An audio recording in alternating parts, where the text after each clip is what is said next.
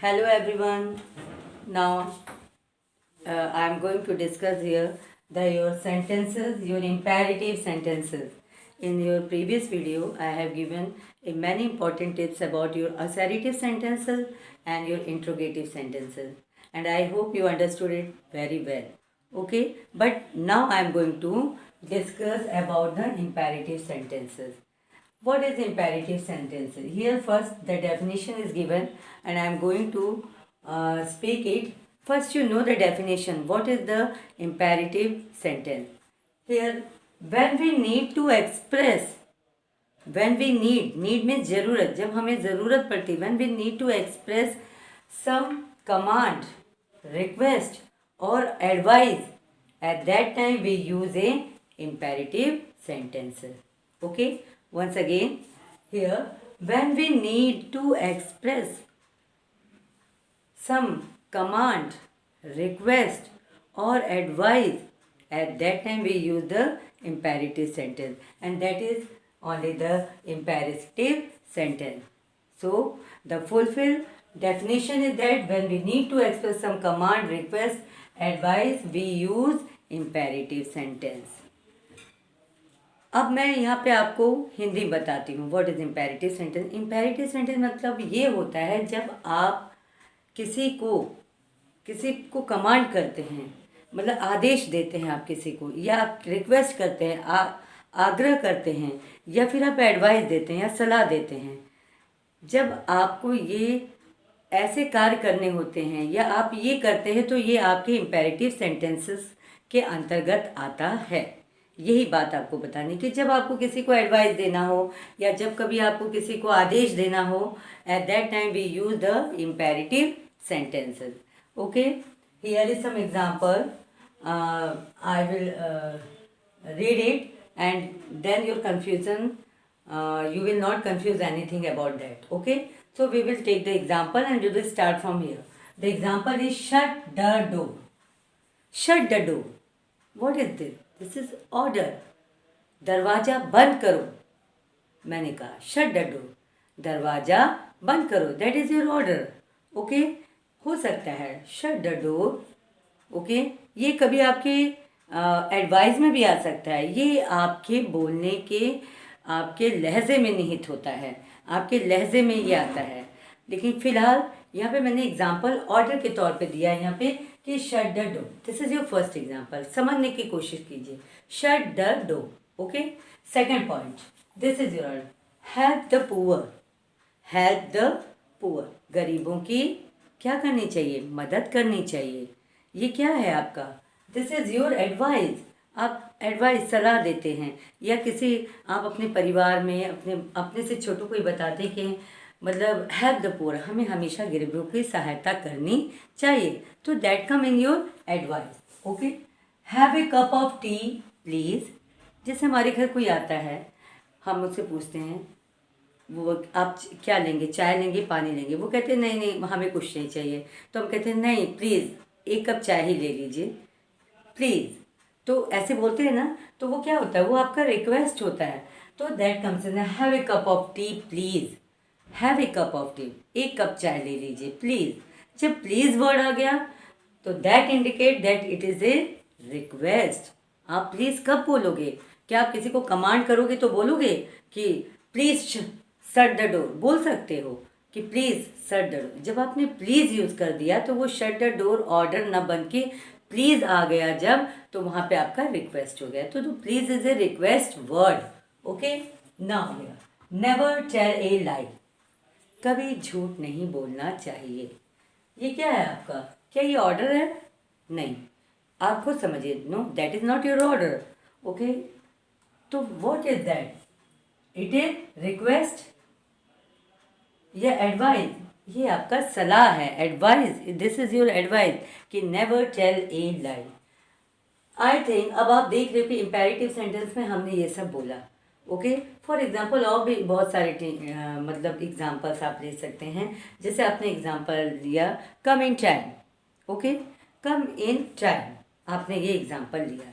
Here I have taken what is this. This is also the come in time. Okay, full stop. तो come in time आपका क्या है, आप इसको बताइए। कम इन टाइम आपका क्या है यहाँ पे? बहुत चीज़ हो सकता है, ये आपका एडवाइस भी हो सकता है, ऑर्डर भी हो सकता है। आपने कहा कम इन टाइम, बोलने का जैसा कम इन टाइम फ्रॉम टुमारो, तो दैट इज वो आपका ऑर्डर बन गया। ये आपने please come in time, please this is your request. Okay, तो ये बहुत सारे हैं, लेकिन जानते हो इसमें एक और चीज़ बात ध्यान देनी है कि यहाँ पर यू जो तो नहीं है, यू वर्ड यहाँ पे अंडरस्टूड होता है, आप समझते हो। जैसे मैंने एग्जांपल दिया कि कम इन टाइम, तो किसको बोला? You come in time. तो यहाँ पे यू आपका जो अंडरस्टूड होता है वो रहता है, अंदर घुसा रहता है, वो दिखता नहीं, लेकिन उसके भाव व्यक्त होते हैं। ओके, तो ये कम इन टाइम आपका जो सेंटेंस है that it becomes a order also और request also. I hope that you are understanding this all things. Okay, now तो मुझे लगता है कि इम्पेरेटिव सेंटेंस आपको जहाँ तक समझ में आ गया होता है, लेकिन I have to tell here one very important point about the imperative sentence. जैसे कभी कभी क्या होता है कि इम्पेरेटिव सेंटेंस में एक्सक्लेमेशन, नोट ऑफ एक्सक्लेमेशन या तो at the last exclamation marks लग जाता है। फॉर एग्जाम्पल जैसे मैंने कहा run, run, this is also your imperative sentence. okay, run, run। तो जब ऐसे वर्ड आते हैं तो वहाँ पे आप क्या लगा दोगे? एक्सक्लेमेटरी मार्क या नोट ऑफ एक्सक्लेमेशन, वहाँ आप लगा दोगे। ओके, हेल्प, मदद कीजिए। आपने क्या बोला? Help, help, help, help. यहाँ पे कुछ एक ऐसे वर्ड जिस वर्ड में या जिस सेंटेंस में बहुत तेज़ी से जो अभिव्यक्ति, मतलब बहुत तेज़ी से जो चीज़ यूज़ होता है, चाहे वो ऑर्डर हो, एडवाइस हो, या आपको ऑर्डर दिया जा रहा है, अगर वो मतलब बहुत तेज़ी से हो रहा है, आपको ऑर्डर मैंने दिया run, this is also your one sentence of imperative sentence, but here you will not put the full stop, you have to put here at the end the exclamation mark. Okay, तो आपने यहाँ पे run पे, help, help पे, ये आपके imperative sentence है। बस यहाँ पे क्या है कि बहुत ही ज़ोरों से, कैसा है वो, बस यहाँ पे ये दिया है इम्पेरेटिव सेंटेंस में कि यहाँ पे आपका बहुत ही strong command, you think this. Okay, strong command, यहाँ पे कमांड यानी आपने बहुत स्ट्रांगली दिया है, so that come in this run, help, help, come in, come, ये सारे वर्ड आपके जो होते हैं वो इम्पेरेटिव सेंटेंस के ही वर्ड हैं। लेकिन वहाँ पे आप ये सोचोगे कि यहाँ पे कैसे एक्सक्लेमेशन मार्क लगा, जबकि ऑप्टेटिव और आपका सिर्फ किसमें एक्सक्लेमेशन सेंटेंसेस में यूज़ होता है। तो this is the very important point. आप इसको यहाँ जहाँ पे स्ट्रॉन्ग कमांड यूज़ होता है, strong command, at that sentence you have to put the exclamation sign. Okay, और वो आपके 1-2 वर्ड्स के होते हैं, जैसे run, help, help, come. Okay, तो लाइक दैट। तो I think so you understand the imperative sentence very properly. Now I am going to come in here in the next point, and my next point is optative sentences. Okay, first and second, in your previous video I have given you in a very best way the assertive and interrogative. Now I am going to discuss about the optative sentences. First we will read the definition, then we will define it, how it is. When we need to express a wish, when we need, जब हमें ज़रूरत होती है, wish, to express मतलब उसको अब मतलब व्यक्त करने की, a wish, a prayer, curse to someone, जब आप किसी को अभिशाप देते हैं या आप बद्दुआएं देते हैं, जब ऐसी चीज़ें आपके किस में आती हैं, वो आपके ऑप्टेटिव सेंटेंसेस में आती हैं। Okay, first the definition, when we need to express a wish, prayer या curse to someone, we use here optative sentences. So easy. आपको लगेगा कि एक्सक्लेमेशन या एक्सक्लामेटरी सेंटेंसेस भी इसी तरह होते हैं। No, there is difference between the both. And what is the difference? इसमें आपके ऑप्टेटिव में ये विश और प्रेयर, और आपके जब आप किसी को बद्दुआ देते हैं, that's come all the this all things come in your optative sentence. और एक्सक्लामेटरी में जहाँ पे सडन फीलिंग्स आती है, ओके, जो सडन फीलिंग्स आती है which gives you sudden feeling या और emotion, that comes in your exclamatory sentence. There is very difference between the exclamatory, or you can say the major also or minor, it depends on you. आप इसको ध्यान में रखिए। Optative sentence in the higher class जाने के बाद optative को हटा दिया जाता है, लेकिन आई थिंक सो बहुत जगह ऐसा नहीं होता है, बताया भी जाता है optative sentences, because it is very important also. So optative sentence जो है आपका, we need to express a wish, prayer, curse to someone, we use optative sentence हर जगह। सॉरी, ऑप्टेटिव और एक्सक्लेमेटरी दोनों बच्चों को समझाया जाता है ताकि बच्चों को इसके बारे में they know very well about that.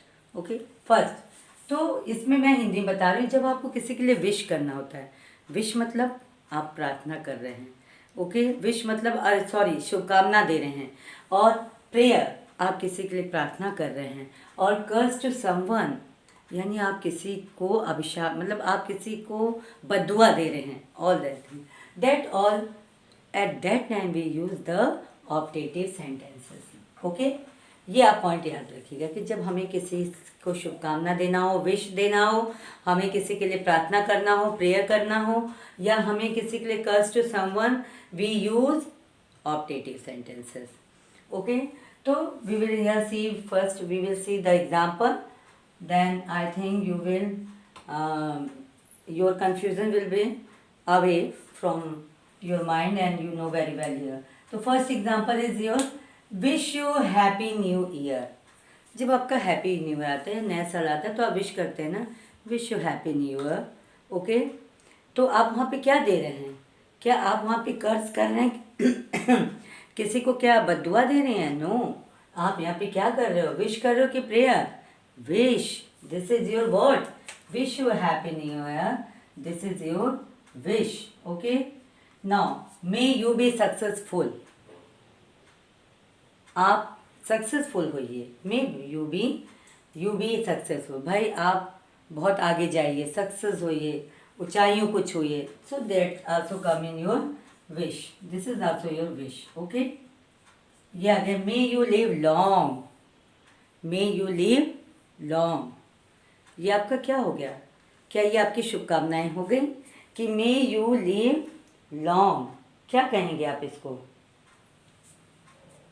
आप बहुत बहुत लंबा जिए, मतलब आपकी उम्र बहुत लंबी हो, मे यू लिव लॉन्ग. तो ये आपकी शुभकामना है कि प्रेयर है, आप प्रार्थना ऐसा करते हैं कि मे यू लिव लॉन्ग. ये आपके विश में भी आ जाएगा, प्रेयर में भी आ जाएगा. Many many happy returns of the day, ये आपकी शुभकामना में आता है. आप बर्थडे में सबको ये विश करते हैं, many many happy returns of the day. So it also comes in your wish. May now here the fifth example, may that building collapse. यहाँ पर आपको क्या है, ये सेंटेंस ये आपको क्या दे रहा है? विश कर रहा है या प्रेयर? नो, इट कर्स. ये आपको बद्दुआ दे रहा है. ओके, आप इसको समझिए. मे दैट बिल्डिंग कोलैप्स, यहाँ पे आपको बद्दुआ मिल रही है, विश और प्रेयर नहीं मिल रहा है. No. Now the sixth example, may that building collapse means होता है कि उनका भवन ढह जाए. जैसे आदमी कहता है काश वो ऐसा हो जाता, भगवान करके उनका ये खराब हो जाता. तो लाइक दैट, ये सब आपके बद्दुआ में आते हैं. तो वैसे एग्जाम्पल थी कि मे दैट बिल्डिंग कोलैप्स मीन्स आपको यहाँ पे कर्ज किया गया है. ओके, तो ये आप ये समझ लीजिए, न कि विश है न प्रेयर है, इट कर्ज टू समवन. ठीक है. अब next example, would that he were alive, काश वो जिंदा रहते. Would that he were alive, काश वो जिंदा रहते. ये विश है, शुभकामना है? No, it is your prayer. So ये किस में आएगा? ये आपके प्रेयर में आ जाएगा. ये आप किसी के लिए प्रेयर कर रहे हैं. ओके, ये आपका हो जाएगा कर्स टू समवन, लाइक दैट. और आपके ये सारे विश में आ जाएंगे। मे यू लिव लॉन्ग, ठीक है, ये आपके शुभकामना भी आप देंगे, भगवान करे बहुत दिन तक तुम जियो, ये शुभकामना भी हो सकता है। या कभी आप इसको प्रेयर में भी कर सकते हैं, जैसे कोई बीमार है, आप देखने गए, आपने कहा मे यू लिव लॉन्ग, भाई आप अच्छे से बहुत दिन, ये प्रेयर में भी आ सकता है। So this is the example of your optative sentence. बहुत ही ईजी, बस इसमें विश, जहाँ आपको किसी सेंटेंस में किसी को विश करते आपने देखा, वैन यू सी, या आपने प्रेयर करते देखा, या आप किसी को कर्ज कर रहे हैं, that all comes in your optative sentence. Okay, तो I think, I hope you know all the things in a very best way I have given you. I hope that you will understood it properly. Thank you.